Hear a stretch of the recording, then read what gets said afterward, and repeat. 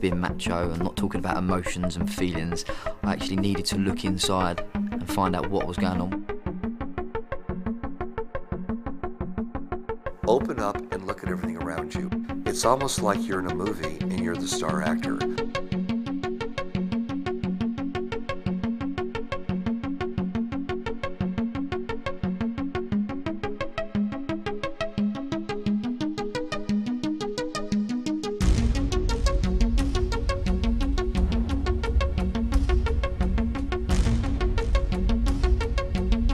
First of all, it was hard, but it didn't seem as hard as I thought it would be.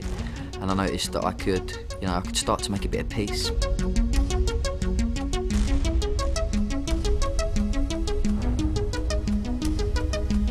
When I was leaving home, that giant step out of the house was an incredible emotional step forward, because I was venturing out to the unknown.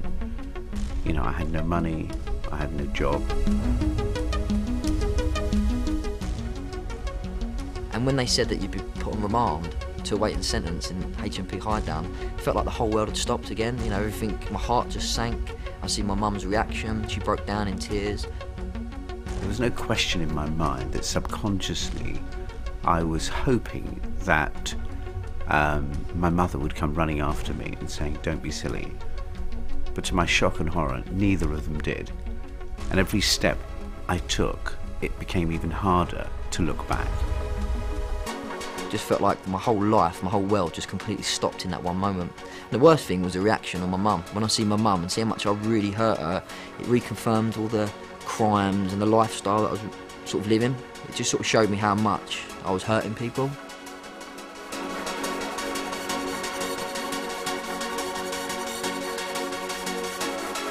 But kind of every day I became stronger and realised that I had to prove to my father that, you know what, I can make it and I will make it.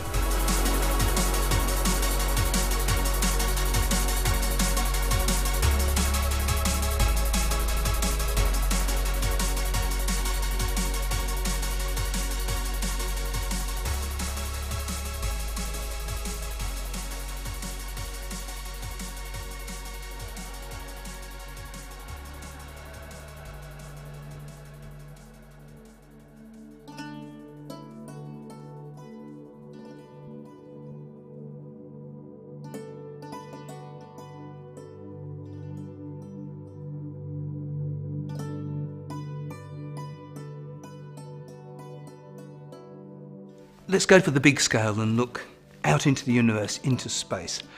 The most striking pattern that everyone knows about is the spiral shape of galaxies. A galaxy is about 200 billion stars. It's an enormous number of stars, but they clump together like a kind of whirlpool in space. Spirals are very, very common as mathematical patterns, from the huge scale of galaxies right down to snail shells. Go out in your back garden, look at a snail. The shell is spiral, it coils round and round. If you look at a whirlpool, a little one maybe in a river, or one of the bigger ones you get in the ocean, that's water moving round and round in a spiral. It flows in towards the middle. The wonderful thing is that when you look at these patterns, they're not just once-offs. They keep coming up. The same pattern comes up all over the place.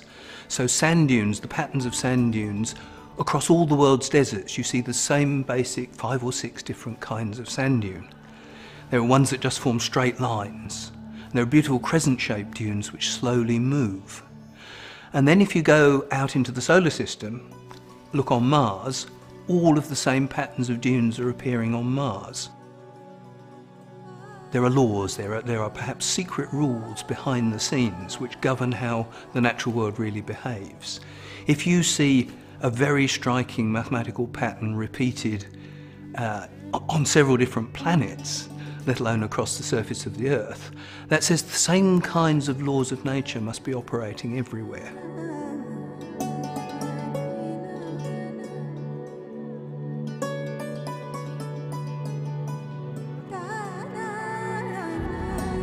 It's not just all chaotic and random. There's actually something much deeper going on.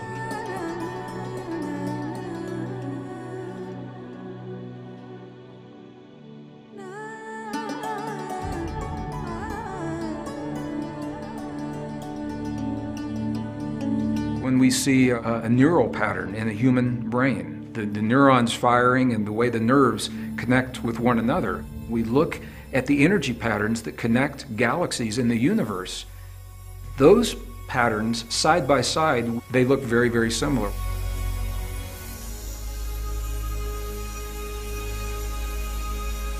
If you look at your blood vessels and the way that they branch into tiny capillaries, that looks like a river delta. It also looks like the branches in a tree. You can even look inside the brain, and you can look at how brain cells create little branches that look like branches in a tree, or even roots in a tree. And you see this symmetry between the tiniest things in the neural net in your blood vessels in different parts of the body, even in the irises and the eye, the way that the blood vessels move through the iris like a river delta. You see nature expressing itself inside your body in the same way that nature expresses itself out in the world. Reality has patterns. Everything is a pattern. I mean, our breathing is a pattern. We inhale and we exhale. There's circadian rhythms in our body that we can literally chart how our biorhythms go throughout the day. The child has a pattern of development. It starts as a little zygote and then it becomes a fetus. It's going to overgrow the womb and be born. We're used to that pattern. The life cycle of a human. There's really no effort required just to open up to what is the essential beauty of being a human being. You just have to look at a cell in your skin and it's exquisite. And billions of those cells go to make up this body with all these incredible organs that know what to do without us telling them. And they do it 24/7. It's amazing. And to inhabit one of those is the greatest privilege you could imagine, to inhabit a human body. Today at the beach, I'm gonna climb the big hill.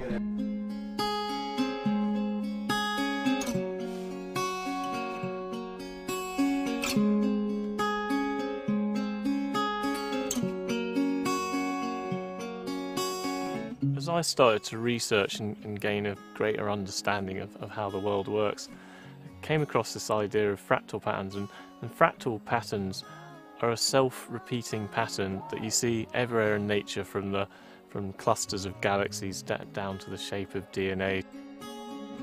Our reality, as chaotic as it looks to us from time to time, is actually built of very simple patterns, and probably relatively few simple patterns that simply repeat themselves again and again and again and combine in different ways to give us the reality as we know it today.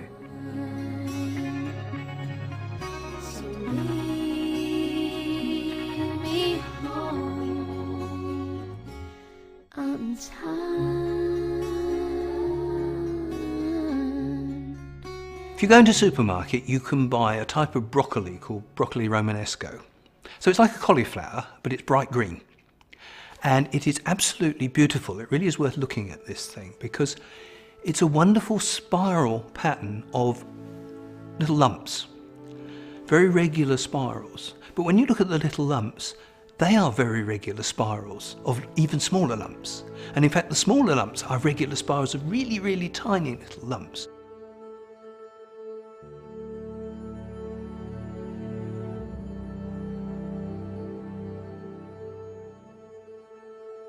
I would say that as we're part of nature, and nature has these cycles which influence our behaviour, then many of the patterns of human experience you see in the world could actually be affected by these cycles in nature. So therefore what you see is political behaviour running in cycles. You even see social behaviour running in cycles, which are probably in some way related to the overall cycles of nature. Look at the stock market, the way the price changes over a day or a year. the stock market's going up and down all the time. The price in 2 seconds' time might be higher than it is now, it might be lower than it is now. But over the day, you start to see some sort of general trend. Maybe the prices have declined, maybe the market's gone up. But it's not a straight line. So fractals in time are just as common, maybe even more common, than fractals in space.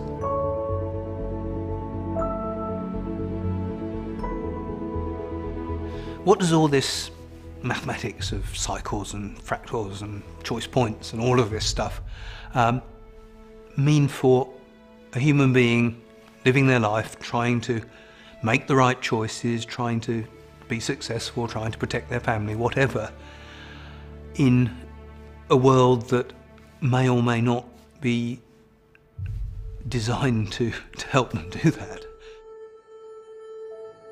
If you look deep down inside nature, patterns will appear.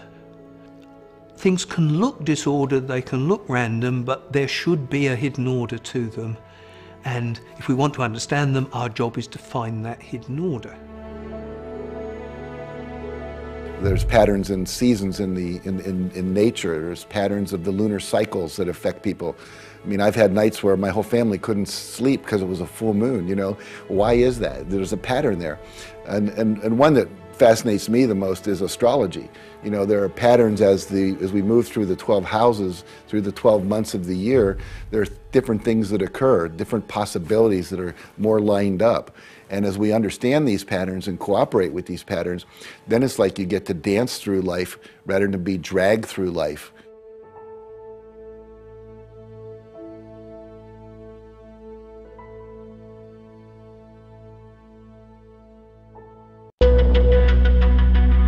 And the power of science is really to see patterns and universal trends in what we observe. So for example, prior to Einstein's special theory of relativity, people thought about two different fundamental entities in the universe. There was matter, which had mass, if you like, and there was light, which would have energy. And of course, Einstein's famous equation E equals mc squared somehow says, well, it's a mistake to think of these as two different entities. My equation now puts them together and relates mass to energy. Now, I think that we could actually go deeper than that. And in really making sense of all the observations that we see around us, the fundamental entity seems to be neither matter nor energy, but really information. So it's really some kind of structured information that's at the root of all the observations that we make so far. And I would say it's this information somehow that gives us a sense of reality behind the whole thing.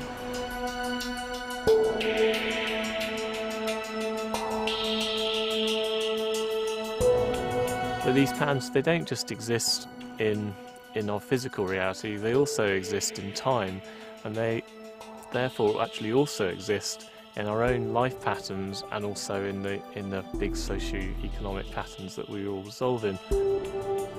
By understanding how some patterns will scale because they're supported by the universe and how some patterns don't scale because they're not supported, we can make choices in our lives to choose the things that are supported by the universe to make our lives more easily and successful, and also make a difference in the world. Instead of sending out vibes of anger, you were to become yourself this oasis of peace within yourself, and then sending off ripples of that peace. So we tend to live our lives in a way that reinforces that idea that we're not part of nature. But once we actually embrace the idea that we are, and what we see inside even our bodies and the patterns in our lives and the overall patterns in nature, is that we are so much part of nature, and if we're not living our lives part of it, and we tend to not live our lives in that kind of way, but when we do live our lives part of nature, we become more in harmony with nature itself.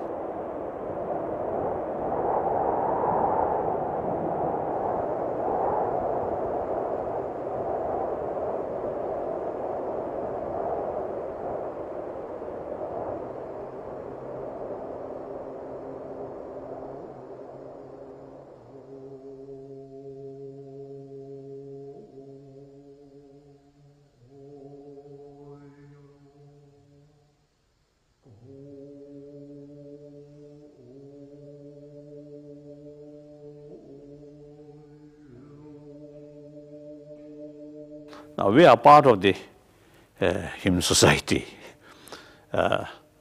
Anyway, one way we feel, oh, we are too small. But in a way, we are part of the community. So, like us, I'm sure there are many, many, millions of people, I think, who actually sharing same our views. But these people, many cases, remain silent.